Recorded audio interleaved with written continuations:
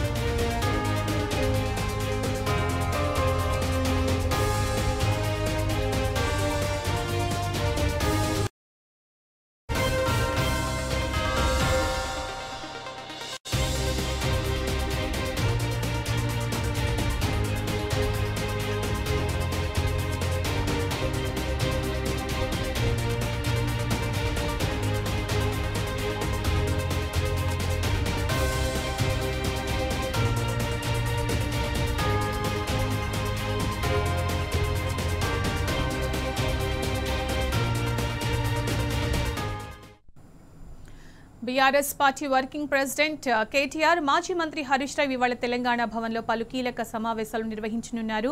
ముందుగా జీహెచ్ఎంసీ పరిధిలోని ఎమ్మెల్యేలు, మాజీ ఎమ్మెల్యేలు, ఎమ్మెల్సీలు, కార్పొరేటర్లతో సమావేశమవుతారు. రేపు జీహెచ్ఎంసీ కౌన్సిల్ సమావేశం నేపథ్యంలో కార్పొరేటర్లకు దిశానిర్దేశం చేయనున్నారు.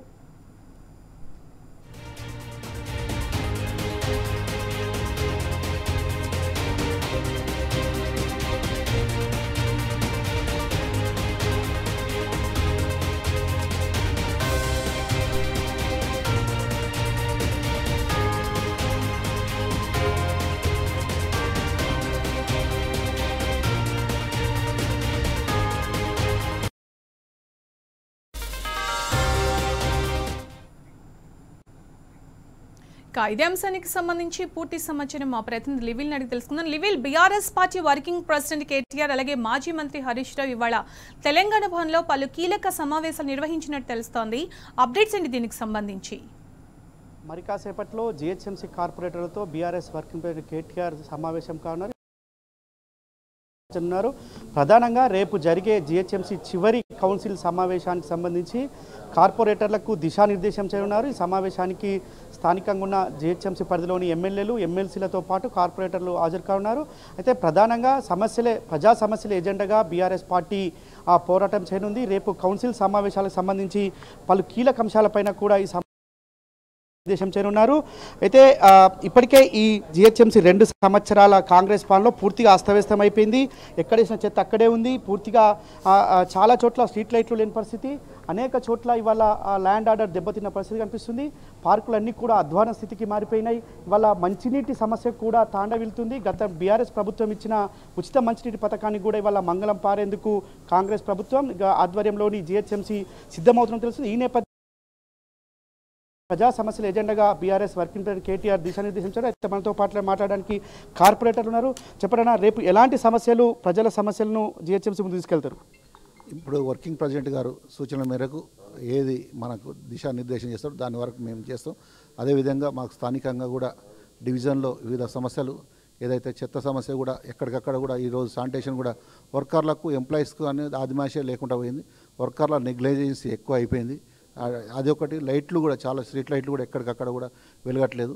మెయిన్ సమస్య ఈ 2 ఉన్నాయి. దానికి తోడు కూడా మంచినీళ్ళు కూడా సరిగ్గా రావట్లేదు. రేపు రాబోయేది ఎండాకాలం కాబట్టి ఈ మంచినీటి సమస్య మీద ఈ లాస్ట్ బడ్జెట్లనైనా కూడా, లాస్ట్ సమావేశంలో అయినా కూడా చర్చ సవ్యంగా నడుస్తాడుగా మేము ప్రయత్నం చేస్తాం. కేటీఆర్ గారి సూచన మేరకు మేము క్వశ్చన్ చేస్తాం. మీరు ఎప్పుడైనా ఎలాంటి సమస్యలు ఉన్నాయి, ప్రధానంగా ఎలాంటి సమస్యలను మీరు రేపు జీహెచ్ఎంసీ కౌన్సిల్ సమావేశం ముందుకు తీసుకురానున్నారు? ముఖ్యంగా జీహెచ్ఎంసీలో వీధి లైట్లు అయితే మరీ దారుణంగా ఉన్నాయి. ఎక్కడ కూడా అవకాశం అంటే ఎన్నిసార్లు ఫోన్ చేసిన అధికారులు కూడా పట్టించుకునే పరిస్థితి లేరు. మన చాలా అంటే చాలా దారుణం ఉంది. ప్రజలు తిరగబడే స్థాయికి వచ్చారు. పనిచేసే పరిస్థితి లేరు. ఓకే, ప్రధానంగా ఇంకో సమస్య ఉంది. చాలా చోట్ల కుక్కలు చిన్నపిల్లలపైన దాడులు చేస్తున్నాయి. ఆ కుక్కల సమస్యల పరిష్కారానికి కూడా సుప్రీంకోర్టు గైడ్లైన్స్ ఇచ్చింది. ఆ గైడ్లైన్స్ పాటిస్తుందా జిహెచ్ఎంసీ? లేదు అసలు. అంటే ఇదైతే చాలా దారుణము. మున్సిపల్ ఎంప్లాయీస్ను కూడా, అంటే రీసెంట్లీ మనం చూసినాము, మార్నింగ్ వాళ్ళు 5 o'clock వస్తారు కాబట్టి మున్సిపల్ ఎంప్లాయీస్ను కూడా కుక్కలు పట్టి పీడిస్తున్నాయి. వాటి అధికారులు ఆదేశాలను కూడా పట్టించుకునే పరిస్థితులు లేరు.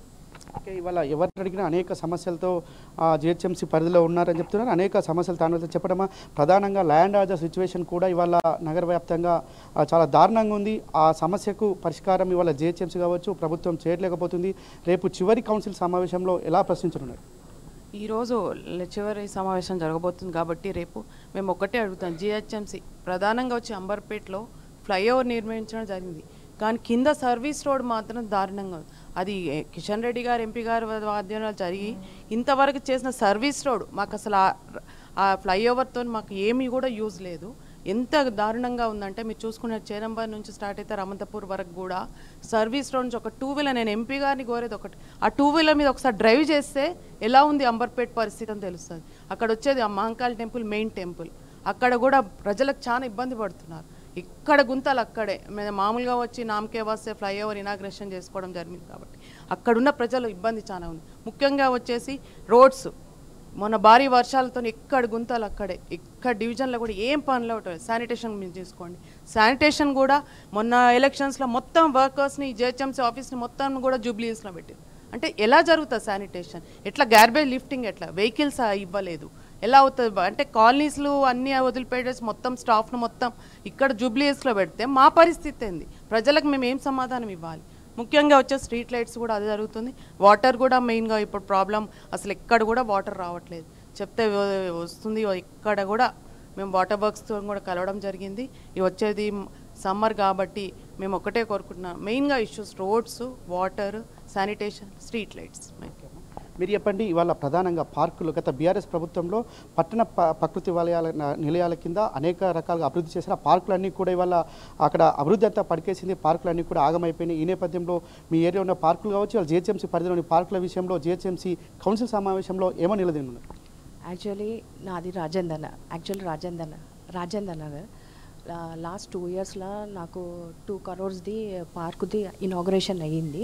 అది ఇంతవరకు కావట్లేదు. ఎందుకంటే అప్పుడు మేయర్ విజయలక్ష్మి ఉన్నప్పుడే స్టార్ట్ అయింది ఆ పార్క్. ఎలా అయితే మేయర్ గారు కాంగ్రెస్లో వెళ్ళిపోయారో అది స్టాప్ చేసారు. ఎందుకంటే నేను ఒక బీఆర్ఎస్ కార్పొరేటర్ ఉన్నందుకు ప్రతి ఒక్క డిపార్ట్మెంట్లో ఈమె పనులు ఏవైతే ఉన్నాయో అన్నీ ఆపవేసి జరిగింది. ఏది ఇంజనీరింగ్ సెక్షన్ ఉండని, టౌన్ ప్లానింగ్ సెక్షన్ ఉన్నా, స్ట్రీట్ లైట్స్ ఉన్నాయి, ఏదైనా ప్రతి ఒక్కటి కొట్లాడి తెచ్చుకున్నట్టు అవుతుంది. ఎందుకంటే అరం గారు చౌరస్తా దగ్గర మీరు 2 days బ్యాక్ చూసి ఉండొచ్చు. హైదరాబాద్ మొత్తం స్ట్రీట్ వెండర్స్ని, అది ఎన్నో సంవత్సరాల దగ్గర 15 years నుంచి ఉన్న స్ట్రీట్ వెండర్స్ని మొత్తం తొలగ జరిగింది. అరం గారి నుంచి మొత్తం మన బాపుఘాట్ సైడ్ దాకా ఏవైతే స్ట్రీట్ వెండర్స్ ఉన్నారో అది ఇప్పుడు ఏదైతే ఇప్పుడు స్ట్రీట్ లైట్స్ ఉన్నాయో ఎన్ని రోజుల నుంచి స్ట్రీట్ లైట్స్ది చెప్తున్నాం, కంప్లైంట్ ఇచ్చినా కూడా ఎవరు టేక్ ఓవర్ తీసుకుంటారు. కొత్త లైట్లు రాకపోయినా కొంచెం టైం పడుతుంది, కానీ ఏవైతే రిపేరింగ్ ఉందో దాన్ని అయితే చేయాలి కదా. ఇంతవరకు అయితే ఏ అధికారులు ఏం తీసుకుంటలేదు. ఓకే, ఇవాళ ఎవరిని అడిగినా ఒకటే చెప్తున్నారు, ఖచ్చితంగా బీఆర్ఎస్ పార్టీ ఇవాళ ఖచ్చితంగా ప్రజా సమస్యలపై నిలుస్తుందని చెప్తున్నారు. అయితే మనతో మాట్లాడడానికి ఎల్బీనగర్ ఎమ్మెల్యే సార్, ప్రధానంగా ఎలాంటి సమస్యలపైన రేపు కౌన్సిల్ సమావేశం ముందుకు తీసుకుపోతున్నారు? అంటే ఎజెండా ఉంది, ఎజెండాలో ఉన్న అంశాల మీకు అక్కడ సమావేశాలు జరుగుతాయి. అయితే కొద్దిసేపటి క్రితమే బీఆర్ఎస్ వర్కింగ్ కేటీఆర్ తెలంగాణ భవన్ జరుపుకున్నారు. మరి కాసేపట్లో ఈ కౌన్సిల్ సమావేశం ప్రారంభం కానుంది. సమావేశంలో పలు కీలక అంశాలపైన కూడా బీఆర్ఎస్ వర్కింగ్ కేటీఆర్ దిశానిర్దేశం చేయనున్నారు. అనేక అంశాలపైన కూడా ఈ సమావేశంలో చర్చించి బీఆర్ఎస్ పార్టీ ఖచ్చితంగా తన స్టాండ్ను తీసుకుంది. ప్రభుత్వం పైన, ఇటు జిహెచ్ఎంసీ పైన ప్రజా సమస్యలే ధ్యేయంగా బీఆర్ఎస్ పార్టీ ముందుకెళ్లేలా బీఆర్ఎస్ వర్కింగ్ కేటీఆర్ దిశానిర్దేశం చేయనున్నారు. Sunitha. Right, Levin. Thank you.